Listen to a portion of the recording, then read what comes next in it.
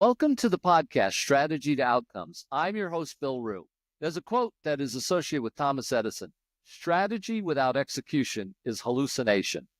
And the quote itself is simple but brilliant, as it describes what every business leader faces: achieving better business outcomes.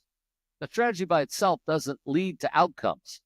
And this podcast is about exploring practical advice and experience to help listeners achieve better outcomes. It also explores the future of strategy creation and execution, which is changing with technology. It's even more compelling today than ever before to have this discussion because businesses in general are facing greater macro, micro, and technology challenges they must account for in their strategy. At the macro level, there's more uncertainty than ever before, coupled with the speed of change has accelerated. On the uncertainty side, you have greater social, geopolitical, environmental, and health challenges, which require changes to strategy in what feels like almost daily. On the change side, we live in a world where technology is leading us in new directions and that businesses need to respond to in ways they never had to before. Think about it. Over the last 30 years, the world has moved from analog speed to internet speed to cloud speed, and now we're entering the age of AI speed. And as a result, strategy has to be tied to how it can play in a world of uncertainty and change to achieve outcomes. At the micro level, leaders must ensure brilliant strategies aren't gathering dust on a shelf, or more likely on a PowerPoint and a desktop computer. Most strategies today are put together on PowerPoint and then tracked for execution on Excel. Most employees don't feel connected to the strategy. They're not sure how it relates to them.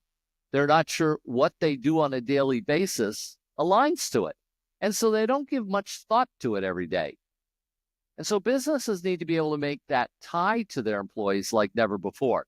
And they've got to make sure the employees' work is connected to the outcomes they're trying to get out of the strategy. And finally, technology is becoming a major enabler to developing strategy and achieving outcomes. Gen AI, which has been a big topic in the business world, will be at the center of how business strategy is created and executed. Look, we've automated HR, we've automated finance, we're automating all the business functioning, and strategy is the last area to be automated. And so as leaders, what you need to begin to think about is how do you deal with the macro, micro, and technology opportunities and challenges to ensure you're getting outcomes from strategy. Now, our first guest in this podcast series is Anthony Maiello, the CEO of StratifyPro. StratifyPro is also the sponsor of this podcast series. So let's jump into our interview. So welcome, Anthony. And, I want to start just with your background. I know you are a deep business strategy guy. You're passionate about this topic, but tell us a little bit about your career and when you really realized that to be a great business leader, you have to be great at strategy. Yeah, thanks, Bill. Thanks for having me on. Enjoy our conversations, and I appreciate being on your podcast here. So let's go back, I guess, from the beginning real quick here. My journey really started with a deep love for technology and building things.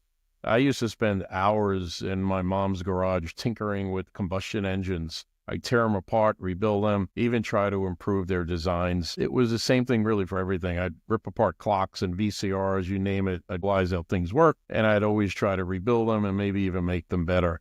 So my passion for building things always outweighed my academic inclinations. So my mom would say, unfortunately so, but that's how I was as a child. So while I did well in high school, I wasn't really a typical student. Tests bored me, and I much preferred hands-on projects, being outdoors. But despite my initial doubts, I enrolled in engineering and discovered a hidden passion for the field that I wasn't aware of.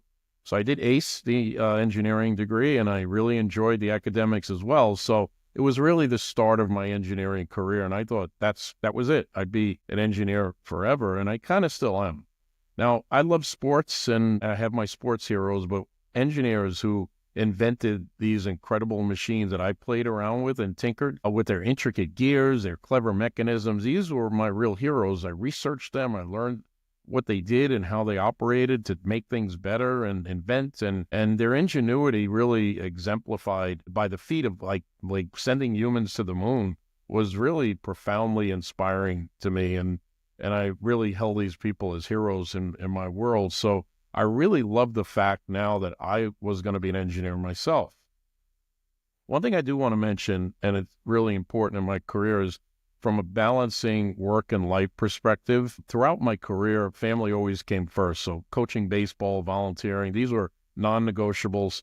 And I even left jobs that didn't allow me to prioritize family. I say this because, I had a great mentor early on in my career, and first thing he told me was never miss a ball game. That was it. And I didn't really know what he meant, had no kids at the time, but it always stuck with me. And looking back, I really wouldn't change a thing. Also, one thing I want to mention, because this all builds into my strategic inclination here, is personality-wise, besides school and all the other things, I'd never really been one to mince words. So I've always been very direct and honest. This might be my New York upbringing, but this sometimes ruffles feathers. But I believe in always being authentic and communicating with integrity. So while it hasn't always been easy, because this approach has allowed me to build strong relationships based on trust and mutual respect. And building relationships and all of the things involved there is required as you go through your career here. So it's important that happen. So early on, I was always questioning things, pushing boundaries. I remember feeling stifled in some of my corporate roles along my journey, especially the large companies. There was so much emphasis on playing it safe, not enough focus on bold, innovative ideas. I didn't really know early on what that really meant, but I was always in that thought process. Why can't we go faster, be more dynamic, and that sort of thing? I felt there had to be a better way to do this, a way to truly deliver what now we call strategic goals and big ideas. And this really, from a young engineer, really sparked a bit of an entrepreneurial spirit from a very young age. I didn't call it that, but I felt I wanted to push the envelope. So I always had side projects going on.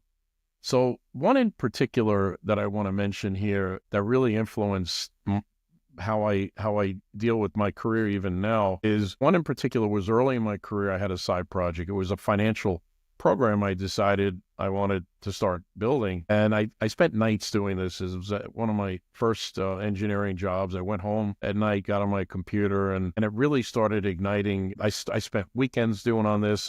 This was in parallel to my corporate jobs. I couldn't do it during the day. This really ignited a real growing passion for entrepreneurship.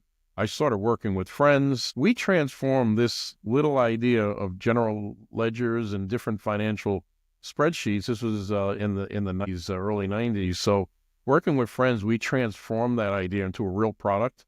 This happened to become my first entrepreneurial company. We experienced really the thrill of building something tangible and meaningful. People loved it. They started using it. We sold it to companies. And this success of this venture, which included some financial rewards at the time, really fueled my drive for future endeavors. So last I'd add here around that is my career really has been a winding road. It's been filled with exciting challenges and unexpected turns, and we may talk a little bit about that today. I've worn many hats, from CTO, obviously engineer, a CTO, CIO, and even CEO now. Some of these ventures are with real iconic companies like GE and Honeywell and so forth. And I even dabbed in a few entrepreneurial ventures along the way with my corporate roles as well. So this diverse experience really has taught me the importance of translating big ideas into actionable plans and empowering teams to achieve their goals. Whether you're in a small company, a medium company, or a large enterprise, the approach is a little bit different. So it's really been a journey of continuous learning and adaptation. And I'm incredibly grateful really throughout my career for the opportunities I've had to contribute to the success strategically to almost every organization I worked at because of the way I approached problem solving. So today I find my greatest satisfaction and really my sweet spot from what people tell me and the kinds of jobs I take is really helping others transform their vision into reality. Were there any moments in time that had a huge impact in how you thought about, strategy? And where did, as you began to create business strategies and get your teams aligned. Where were the struggles in taking strategy and turning it into outcomes? Yeah, there were many moments in time, or I shouldn't say moments, there were different kinds of jobs and efforts that I've had that did influence this journey. This is kind of, as I said, a whirlwind of events, and getting into strategy was an accident to some degree. I was just happened to be good at it because of my personality and my technical background and the influence great engineers had on my life. Like I said, I love sports, but I had heroes in sports, but my biggest heroes were actually the engineers that made things work. So I would mention two real influential things, and they're not the entrepreneurial efforts, believe it or not. They're more working for larger and smaller companies. I'll give you two examples. One was when I was brought into GE Energy to lead the transformation of GE Energy towards a smart grid. And this was truly a humbling experience. And there's lots of lessons learned and lots of successes and lots of areas where I learned a lot. What I needed to do was I needed to guide a team of experienced engineers. And remember, this was the early 2000s, actually 2001-ish timeframe, where I was brought into the company to guide a team of very experienced hardware engineers into the world of AI and software. This presents significant challenges. But by focusing on open communication, addressing their concerns as engineers, and by the way, this included P&L leaders, business leaders, and such from a business model perspective. But this really, by focusing on that open communication, always being honest, high integrity, addressing their concerns, demonstrating the potential of this new direction, we were able to actually over the years, successfully navigate the transition, which actually is still going on today. So this experience, everything in a nutshell, I could speak for hours about this. This is so much fun, so much great experience. One of my favorite experiences in my career, actually. But what this experience solidified, if I had to say it in one sentence, is really my belief in the power of strategic leadership and really the importance of adaptability in a rapidly changing world, especially around the old electric grid moving into the smart grid and how AI and software really played a role there. Another time was at a small company where I was hired as their transformational CIO. This was a whirlwind. We experienced explosive growth, literally from a $30 million company to almost a $500 million company in only a few short years. So we experienced that explosive growth, that culminating into a successful acquisition. Basically, we got acquired by another private equity firm after we achieved that great success. So on the paper, this looked like a great success. It was an exhilarating journey, but also a challenging one. So what I witnessed there were the complexities of private equity world firsthand, which I never experienced before.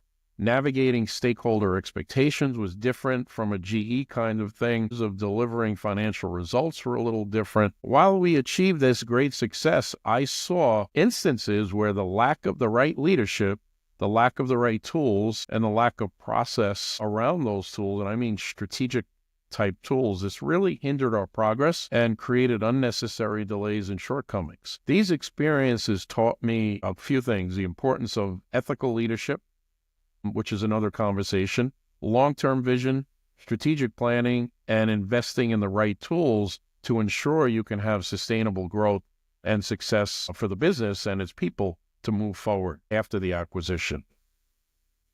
So, as far as where I started seeing, I think part of your question was where I started seeing the importance of strategy in my work. I guess the way I would start this is with those two experiences there. Imagine a road trip that you're taking and you're looking at an outdated map. It's a physical map. It's a map from 10, 15 years ago. You're going to get lost quickly, right? Well, that's how a lot of these companies, a lot of my experiences, this is how companies approach strategy. In fact, they still do today. A lot of them, they create rigid plans like those old maps that I was just talking about that don't account for unexpected twists and turns of the business world.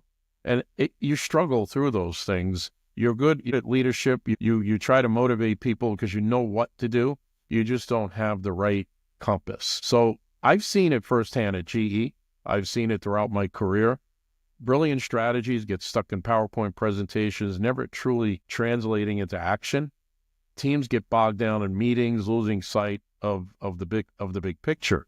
And this is really the frustration that fueled, although I succeeded at a lot of these things because of my knowledge of where I wanted to go and how I wanted to operate. It took a long time to manage these things the way you have to manage it without the right tools and without the right motivation. So this frustration really fueled my desire to start my current venture, which is StratifyPro. And this is really where I believe at StratifyPro, and my personal belief, successful strategies are more like a compass than a rigid map. They provide the direction, but also the flexibility and the adoption. And this tool, and even the view for me, what was missing in my ventures in the past was really the ability that empowers you with the data and the tools to navigate that ever-changing business landscape, and also learn from your progress and adjust your course as needed. I can get more into the platform later if you want, but that would really fueled it for me was, hey, I was successful at a lot of these ventures, but I learned a lot, and I always felt I can go faster, and I always felt I can do it better with a little bit more automation and technology. How did you build your skills in this area? And what training did you take? What books did you read? Or was it just naturally built into you? How did you begin to get your own viewpoint on strategy? Yeah, great question. Again, my journey is 30 years old and plus, and I've done a lot to do that. So if I encompass everything here, really building a strong strategy management skill set really requires a multifaceted approach. And again, I accidentally got into some of this stuff because of the nature of what I was trying to do and what interested me. What I did really early on was I got a deep understanding of what we call foundational concepts, even way back when. Things like SWOT analysis and Pastel and Porter's 5 forces. Look these up on the internet if you don't know what these are. These are different frameworks that have been explored by past innovators. That understanding of those foundational concepts, coupled with the development of the essential skills like analytic thinking, again, things that came natural to me, but I kept working at them throughout my career. Analytical thinking, strategic thinking, decision making, and communication hits it on the head. This all mixed in with culture, understanding people and what they're thinking, understand what motivates them and that sort of thing.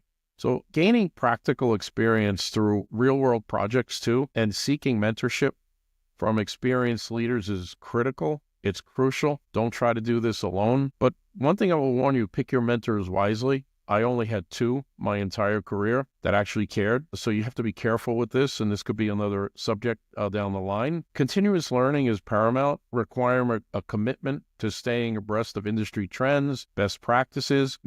I've got wisdom, but wisdom is good, but never stop learning and always stay open-minded, because what you did yesterday is going to be a different solution for tomorrow. Also, and often overlooked, successful strategy implementation often requires navigating very complex organizational dynamics. And you were talking about that a little bit earlier, and this is very important. This really necessitates very strong leadership skills, including the ability to influence others, build consensus, and drive change. It's not a dictatorship.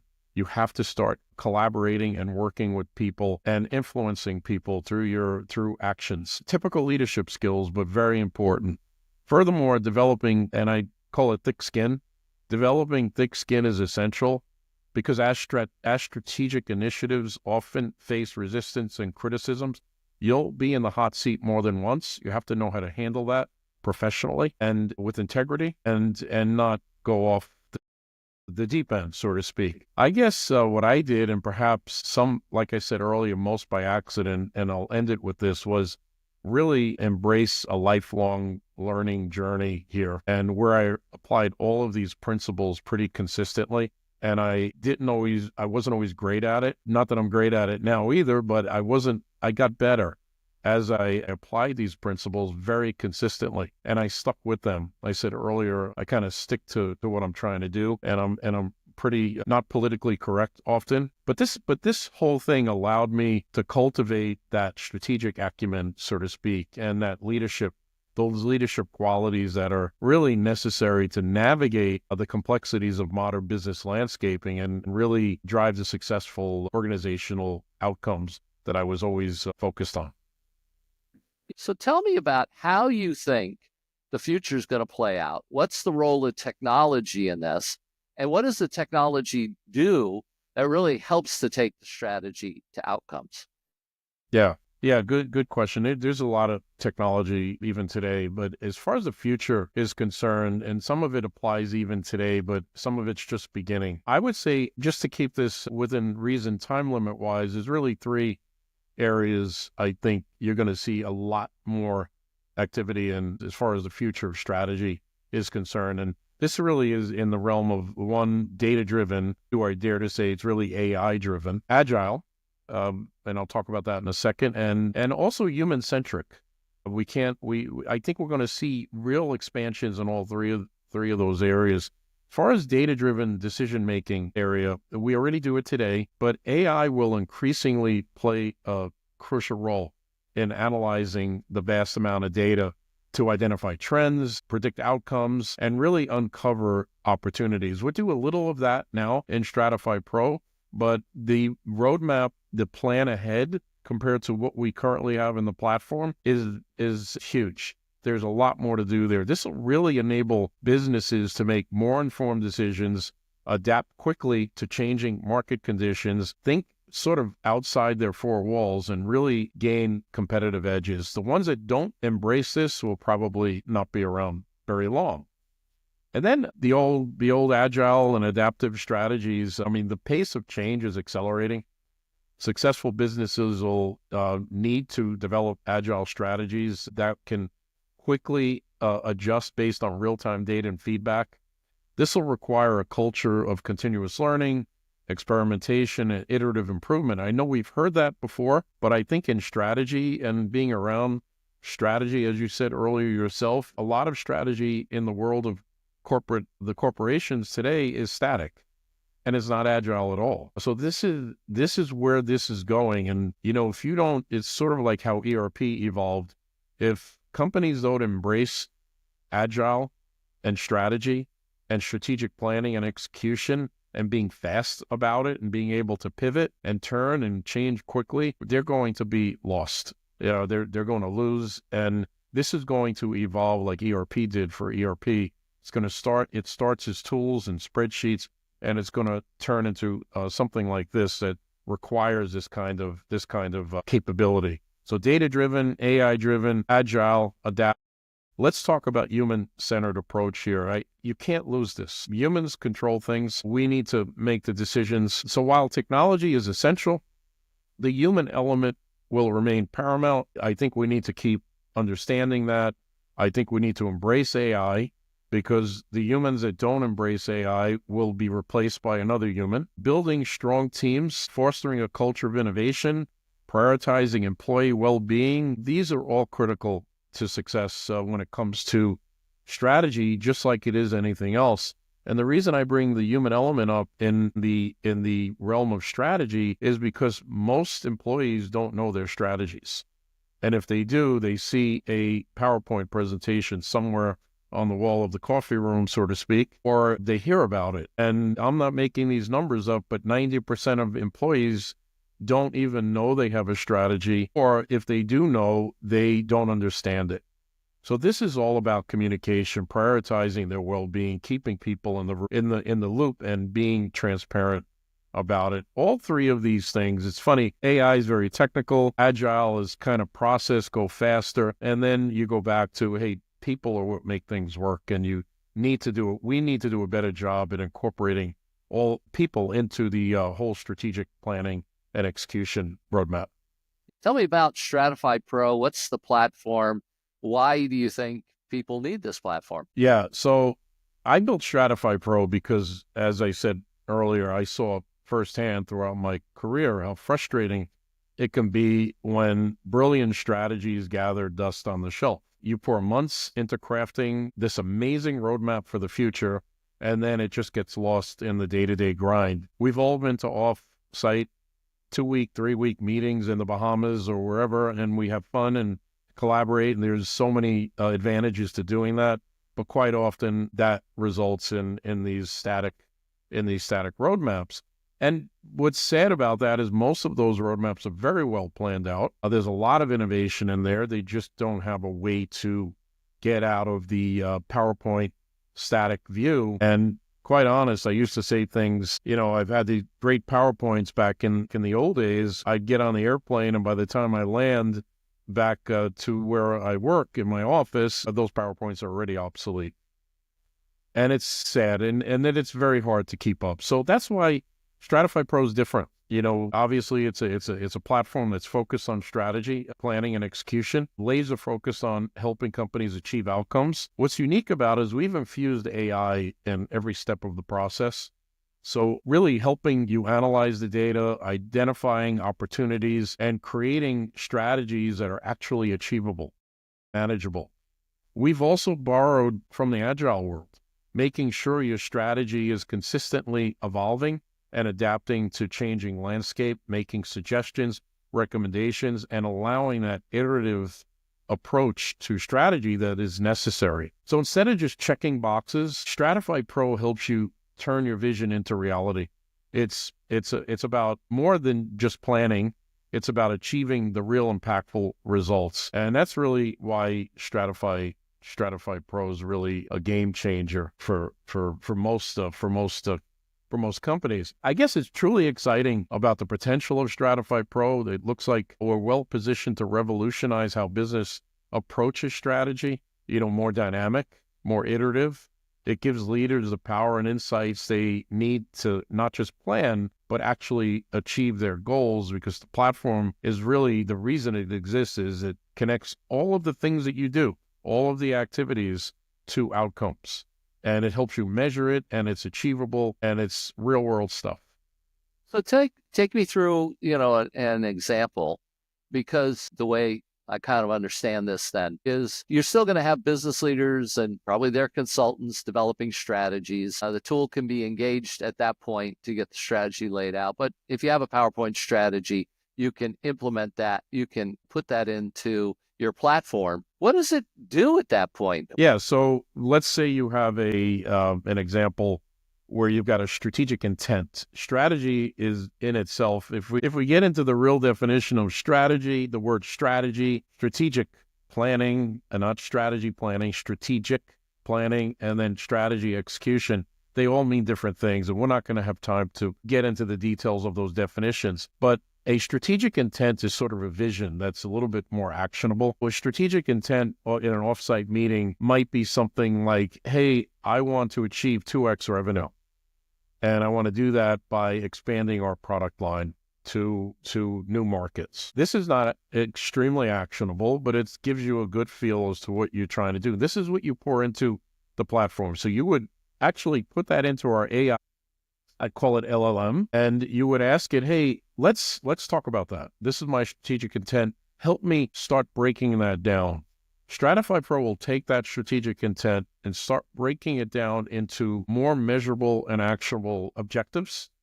It will even start suggesting KPIs, key performance indicators, strategy performance indicators, and also actions, actual work, packages of work. And it would also even try to start putting together timelines for you.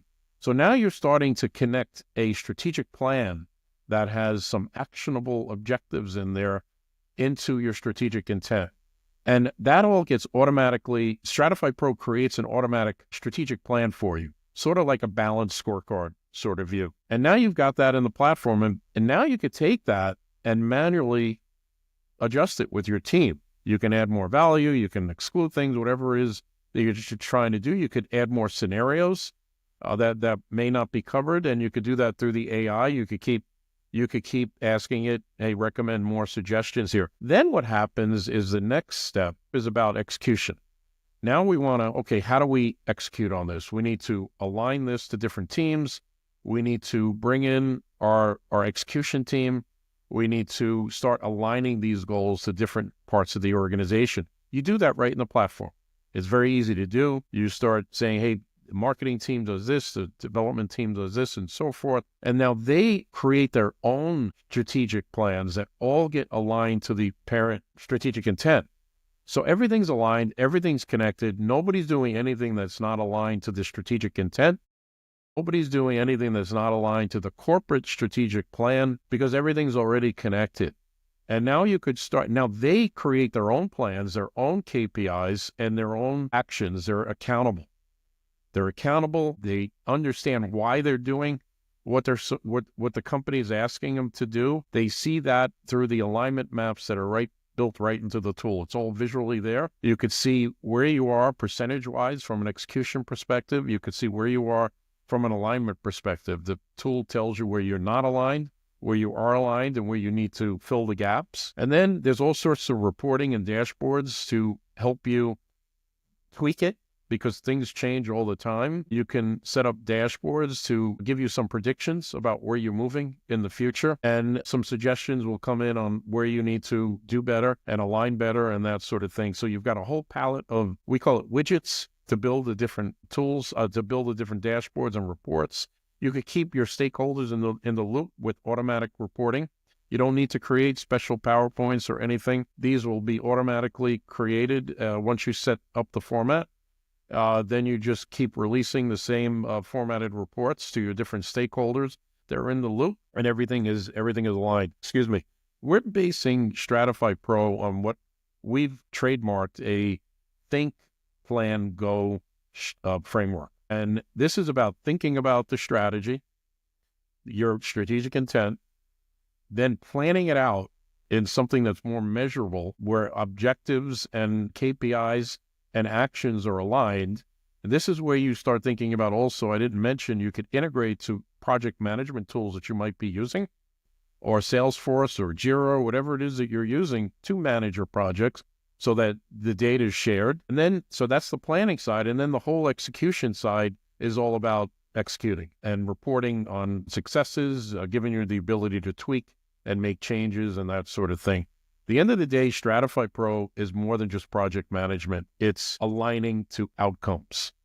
Everything about StratifyPro is about, did this team effort, this very complex strategic planning and execution system that StratifyPro put together for you and is managing, did it actually achieve X or 2X revenue or improvement? And everything's aligned to that. And if you didn't, and you checked off all your boxes, and something's not right. And that's why it goes well beyond just managing a project and managing activities and actions. It actually ties all of that to objectives and ultimately to your strategic intent. If you're trying to double sales, well, a lot of that times that's in your finance systems or it's in your CRM systems. So what's the relationship between StratifyPro and those systems? Yeah, and that's why we built an array of different integrations. StratifyPro, I've heard people say that the true differentiator for products like StratifyPro is not just the AI and all that other good stuff because of the great technology, but it's in integrations and things like we integrate with Slack, Teams, and things like that to integrate collaboration capabilities with Jira and different project management tools to incorporate actions that are being completed in the Jira tool, so you don't have to repeat that. You will have automatic connection there, and Salesforce and HubSpot and things like that to get sales information and other CRM data that might be important. What we tried to do with StratifyPro is we realize business process needs to be tweaked in some organizations to get strategy connected to outcomes and make sure you're achieving outcomes. So we do that, but we seriously don't try to impede on what's working for an organization. And Salesforce and HubSpot and Jira and different kinds of tools like that are very good at what they do, and we don't try to replace them. We try to integrate with them because the missing piece isn't sales numbers, isn't achieving success in actions that are being completed by project teams and so forth. The thing that's missing here is all the connection to the outcomes. You see, that's the title of the podcast, Strategy to Outcomes. That's the missing piece, and that's what StratifyPro is trying to achieve here. Now, can you do everything at StratifyPro? from managing projects and such, yes. But we know the reality isn't that. The reality is we've got a bunch of different things that people do that work.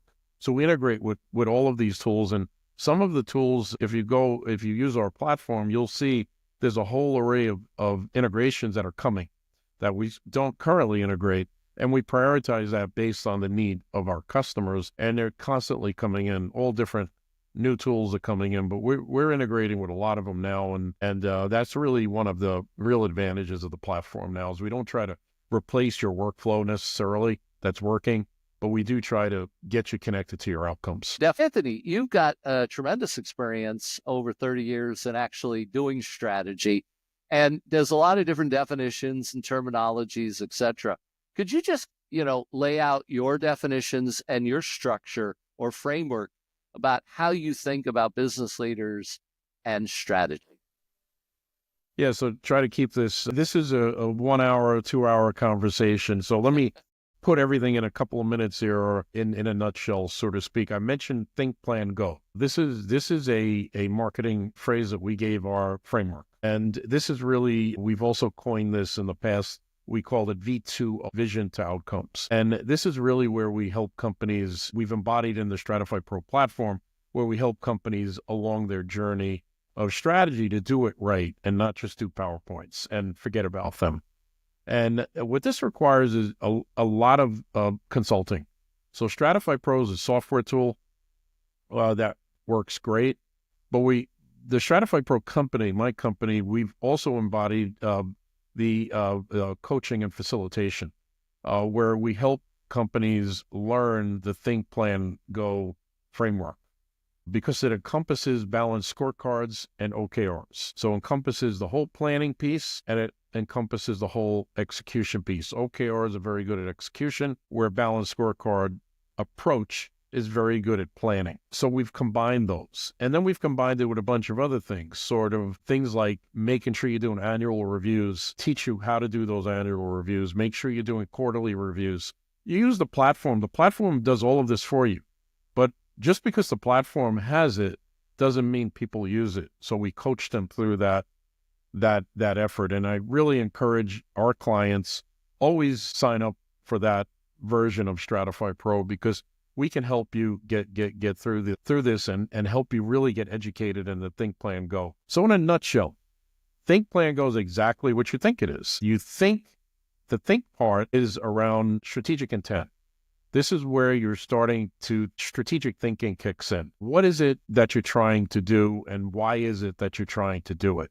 So it's more than just vision. A vision is, I want to be the best in this. A strategic intent double clicks on that a bit, and it says, okay, I want to be the best, but for the next couple of years or a few years, however, whatever complexity you have there, as the example I said earlier, I want to grow this company 3x over the next 12 months, kind of lofty, but 3x over the next 12 months. Then I want to do it through product expansion, organic growth, and inorganic growth. And that's your strategic intent. Not executable necessarily, but it's something that you do during the think phase. Think phase involves things like SWOT analysis, pastel analysis. That's why I mentioned earlier. Learn how to do that, do those kind of things. They're really good concepts on understanding what's going on internally, what's going on externally, merging it into your competitive landscape. All of that stuff gets done. You do assessments on your current process, you do assessments on where you currently are from a strategy perspective, and you start pulling all that together into your thinking phase. And we help you do that. And you put that all in the tool. Then you go into the planning phase. This is where you get more tactical. Now you're saying, okay, I want to go 3x. Why do I want to do that? This is where you go into the why. I ask 5 why questions.